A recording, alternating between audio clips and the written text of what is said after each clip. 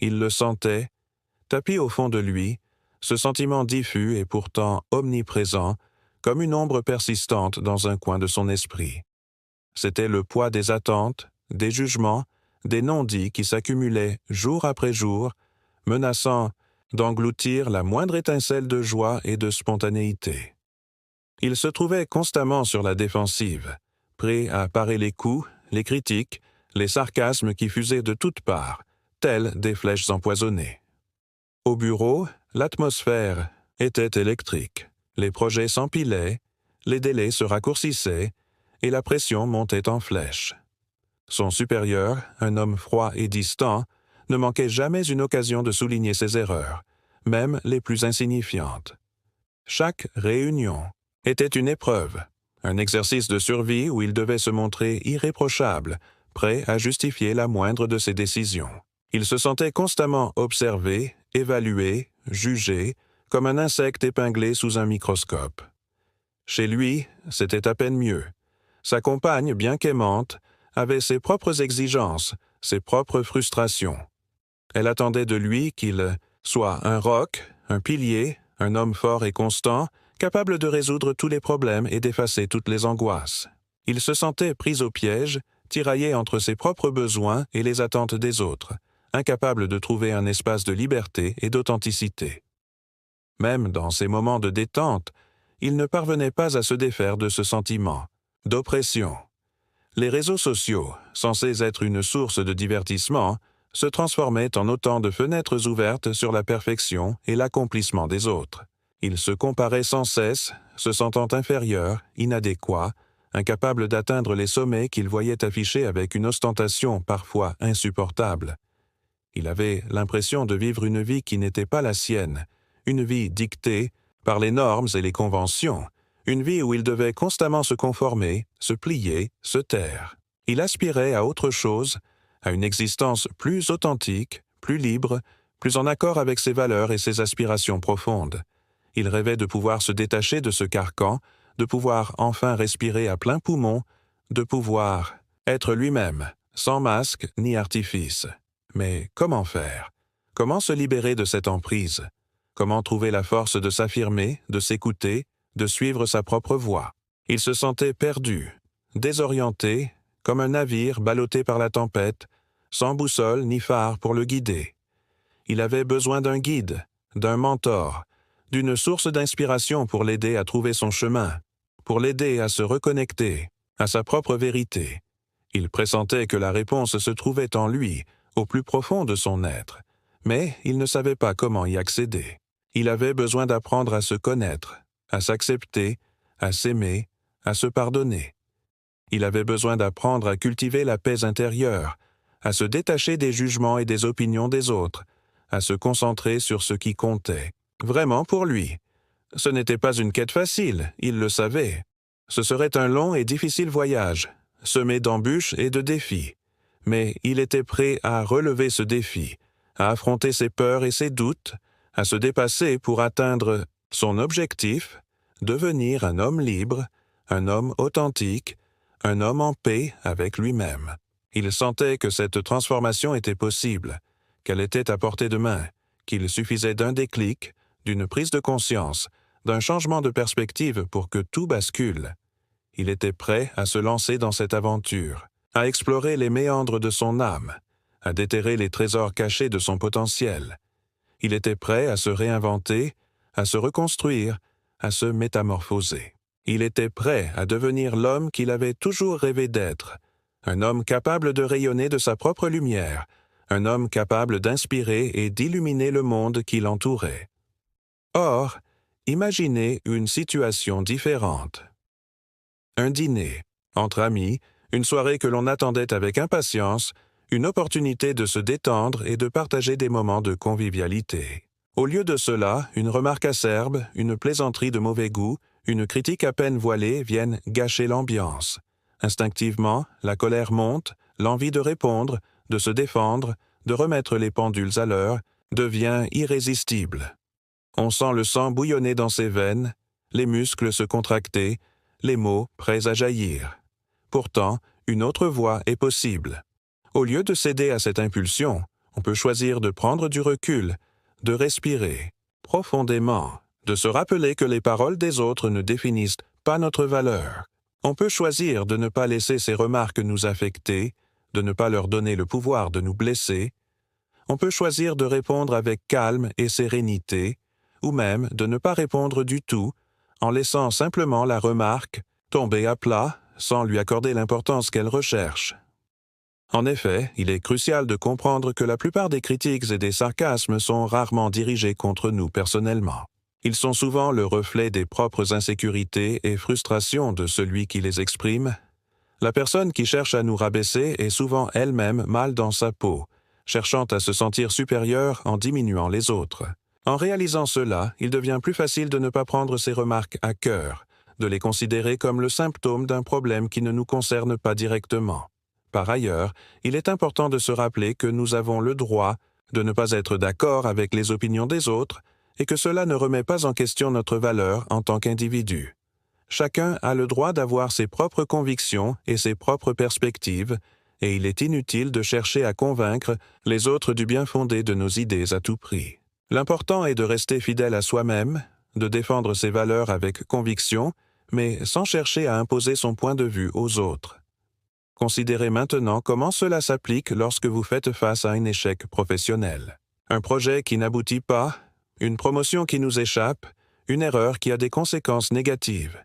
Il est facile de se laisser envahir par le découragement, la culpabilité, le sentiment d'incompétence. On peut se remettre en question, douter de ses capacités, se sentir incapable de réussir. Néanmoins, il est essentiel de se rappeler que l'échec fait partie intégrante de la vie et qu'il est une occasion d'apprendre et de grandir. Au lieu de se focaliser sur les aspects négatifs de la situation, on peut choisir de se concentrer sur les leçons que l'on peut en tirer. Qu'est-ce que cet échec nous a appris sur nous-mêmes, sur nos forces et nos faiblesses? Quelles sont les erreurs que nous avons commises et comment pouvons-nous les éviter à l'avenir? De plus, il est important de ne pas s'identifier à ces échecs. Nous ne sommes pas définis par nos erreurs, mais par la façon dont nous les surmontons.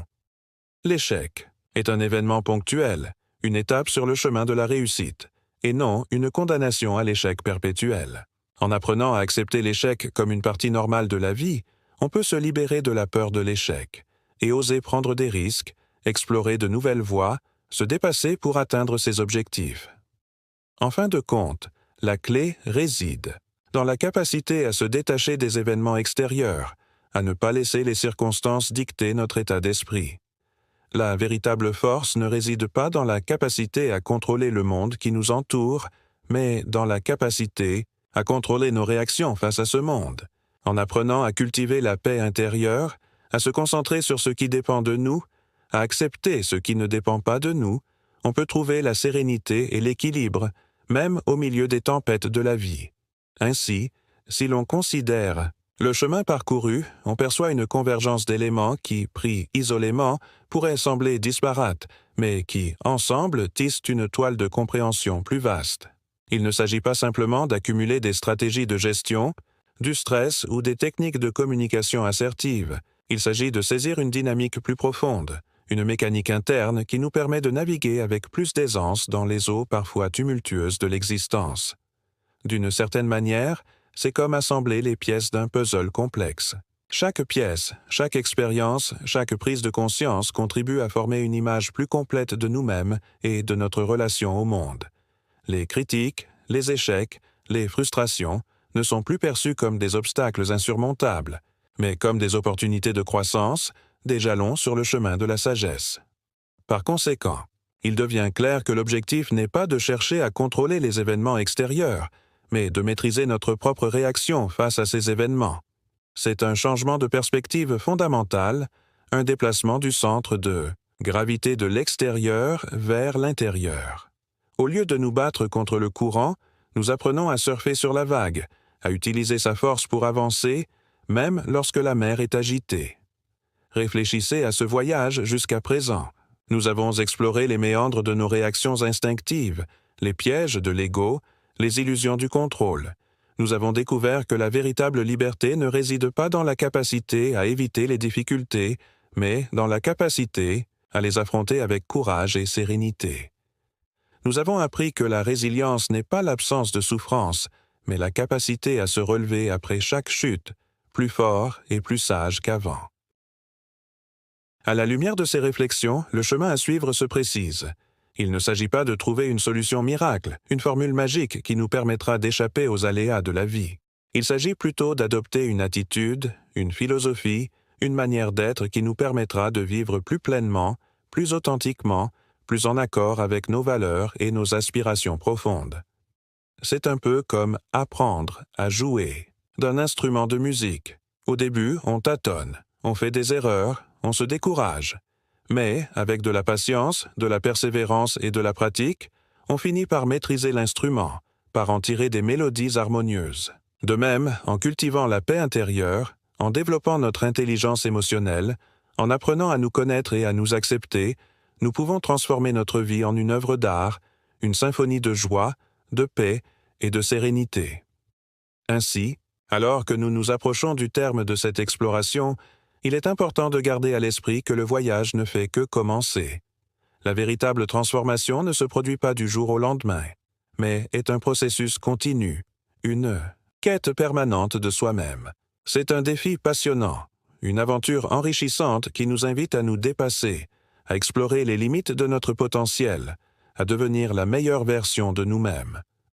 En définitive, ce voyage au cœur de nos réactions, de nos peurs et de nos aspirations nous révèle une vérité fondamentale. La véritable maîtrise ne réside pas dans la domination du monde extérieur, mais dans la conquête de notre propre monde intérieur. Il ne s'agit pas de se barricader contre les aléas de la vie, mais de développer une force intérieure qui nous permette de les affronter avec sérénité et résilience. Cette force, elle ne s'acquiert pas par la simple accumulation de connaissances ou de techniques. Elle se nourrit de la conscience de soi, de l'acceptation de ses limites, de la capacité à se remettre en question et à apprendre de ses erreurs. Elle se cultive par la pratique de la pleine conscience, par l'attention portée, à l'instant présent, par la gratitude pour les petites joies de la vie. L'esprit, tel un jardin, demande un entretien constant. Il faut désherber les pensées négatives, arroser les graines de l'espoir et de la confiance, tailler les branches de l'orgueil et de la vanité. Il faut laisser le soleil de la bienveillance éclairer notre être et permettre aux fleurs de la compassion et de l'amour de s'épanouir. Il est temps, maintenant, de traduire ces réflexions en actions concrètes, de ne plus se contenter de contempler la sagesse, mais de la vivre au quotidien, de ne plus se laisser emporter par les tempêtes émotionnelles, mais de naviguer avec assurance et détermination vers le port de la paix intérieure. La véritable pratique commence ici et maintenant. Elle commence par un simple acte de volonté, celui de choisir, à chaque instant, la voie de la sérénité, de la compassion et de la sagesse. Elle se poursuit par un engagement constant envers soi-même, celui de cultiver la paix intérieure, de développer son intelligence émotionnelle, de vivre en accord avec ses valeurs et ses aspirations profondes. Alors, osez vous détacher du regard des autres, osez affirmer votre singularité, osez embrasser votre vulnérabilité, osez vivre pleinement, authentiquement, en accord avec votre propre vérité. Car c'est dans cette authenticité que réside la véritable force, la véritable beauté, la véritable joie. Que cette exploration soit pour vous une source d'inspiration, un guide sur le chemin de la sagesse, un encouragement à devenir la meilleure version de vous-même. Que la paix intérieure vous accompagne à chaque instant et que la lumière de la sérénité illumine votre chemin.